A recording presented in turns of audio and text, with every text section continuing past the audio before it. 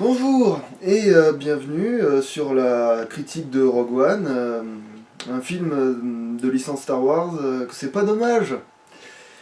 Alors au casting de ce spin-off, nous avons Felicity Jones, Forest Whitaker et Matt Mikkelsen, les trois acteurs les plus connus de ce spin-off.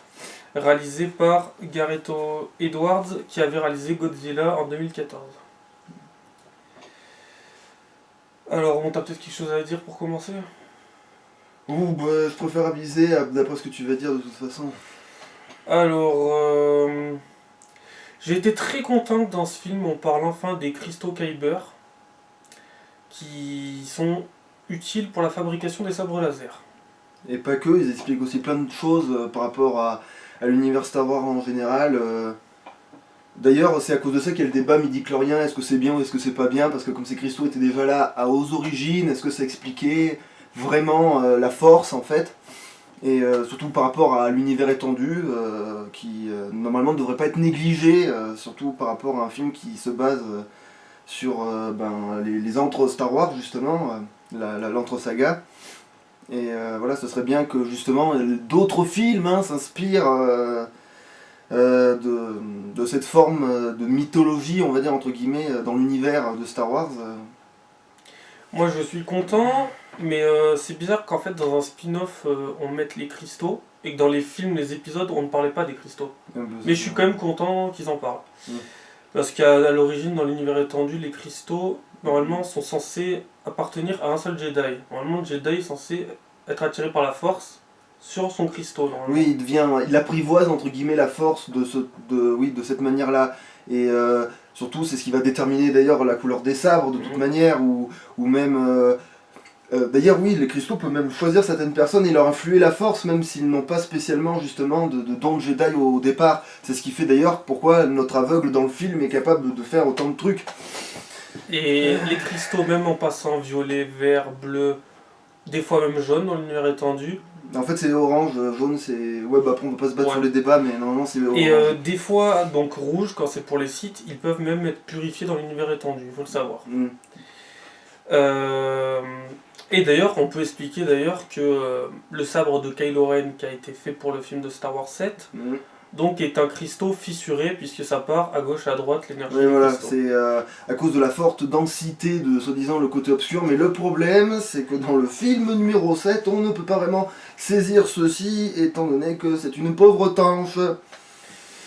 Alors, moi je vais en venir par parler des effets spéciaux de ce spin-off de Rogue One, en commençant par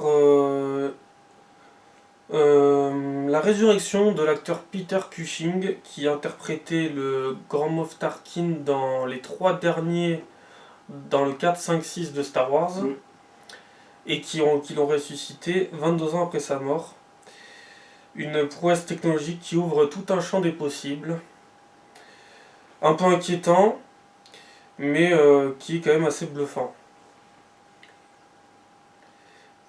C'est sûr qu'ils s'en serviront pas que pour faire des bonnes figures, effectivement, comme ils ont fait dans le Rogue One. C'est sûr qu'ils vont pas seulement s'en servir pour faire vivre des figures iconiques, ils vont surtout, la majorité des gens vont s'en servir pour justement ne pas avoir à payer de droits de personnes mortes ou ne pas avoir justement à re-embaucher un autre acteur. C'est sûr que plein de méthodes vont être utilisées sous prétexte d'utiliser justement la mémoire de l'acteur, alors qu'en fait ce sera pour économiser du pognon. Donc, dans la revanche des Sith, ils avaient pris un acteur ressemblant à Peter Cushing, et là, donc, dans Rogue One, ils ont pris Gareth Edwards, le réalisateur, a eu l'idée de prendre quelqu'un qui lui ressemblait beaucoup. Il faut savoir donc qu'il a pris Guy Henry, qui jouait le ministre de la magie dans Harry Potter. Et donc ensuite, ils ont pris son visage et greffé les animations d'expression du visage de Peter Cushing dans les trois anciens Star Wars. Il faut savoir que souvent donc, les acteurs sont filmés des pieds à la tête, toutes les expressions, si jamais il y a un décès d'un coup dans un tournage. On peut prendre par exemple Paul Walker dans la saga Fast and Furious 7. On peut prendre aussi les cas de rajeunissement de la personne comme Robert Downey Jr. dans Civil War. Voilà, donc c'est à peu près ça. Souvent, ils scannent les acteurs des pieds à la tête pour les reconstituer. Euh, Quelque chose à dire? Non, pas vraiment, non. Je n'ai rien ajouté. Et il en va de même pour la princesse Leia, donc qui est apparue 5 Mm. secondes à la fin du film, rajeunie de son âge de 21, 20, ouais, 20 ans. Mm.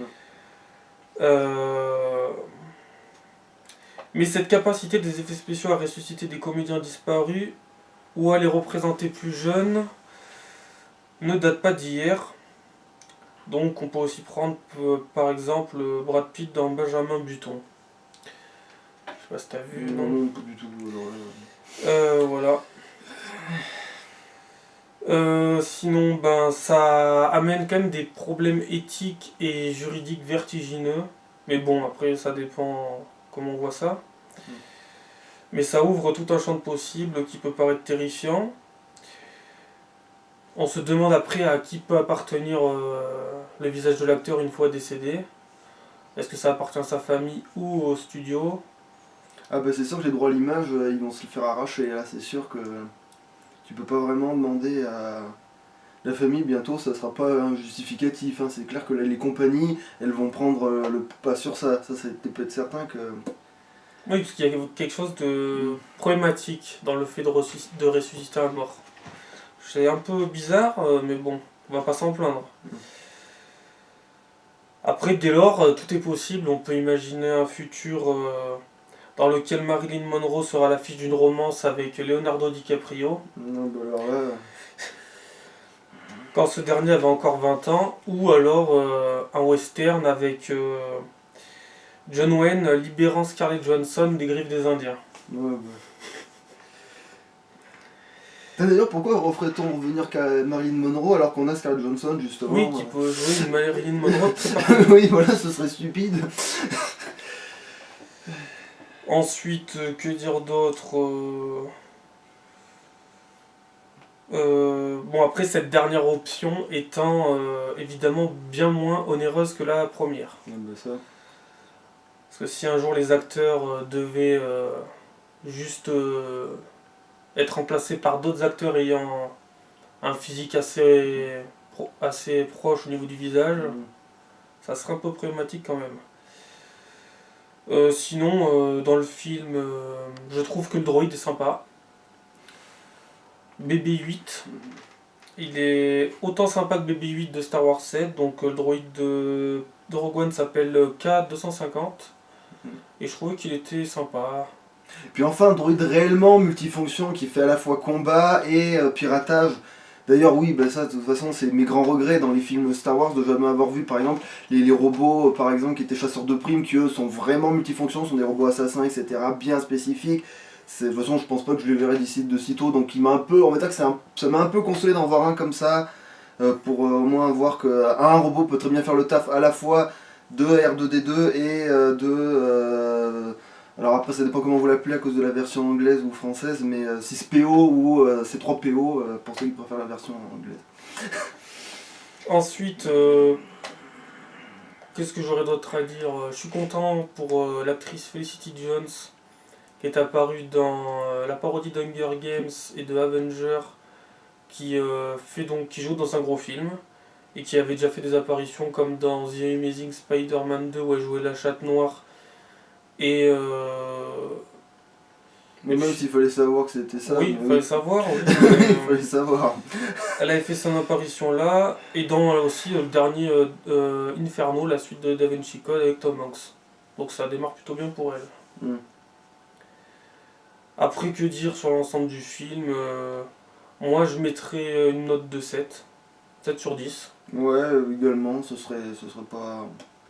Sans être. Parce qu'après, c'est sûr qu'il aurait pu rattraper certaines choses, mais on peut pas non plus trop en demander à un film qui a quand même beaucoup de personnages à mettre d'un coup, que les gens ne connaissent pas, ceux qui ne connaissent pas l'univers étendu ont d'un coup besoin de. C'est clair que oui, on peut pas s'attacher à tous les personnages autant, il faut avoir ou une préférence, ou alors. Voilà. Faut ou déjà connaître, ou avoir une préférence immédiatement sur l'écran en voyant le film, parce que sinon, c'est sûr que tu peux te dire. Ouais, mais les personnages, comment on s'y attache, c'est sûr que. Et après, peut-être le plus gros point fort de Rogue One, c'est donc la dernière scène de Dark Vador, qui tue des soldats rebelles. Mais il faut savoir qu'à la base, elle n'était pas prévue d'apparaître dans le film. Ils n'y ont pensé qu'à la fin de l'inclure dedans, Pour boucler la boucle. et elle est très bien. Mm. Voilà, donc voilà, on est d'accord, 7 sur 10 sur Rogue One. Mm. Très bon film en spin-off de Star Wars. Vivement qu'il nous en fasse ou d'autres, ou même, de toute façon, Star Wars avec tout l'univers étendu qu'il a, il peut se faire plaisir en vrai, mais bon. Voilà.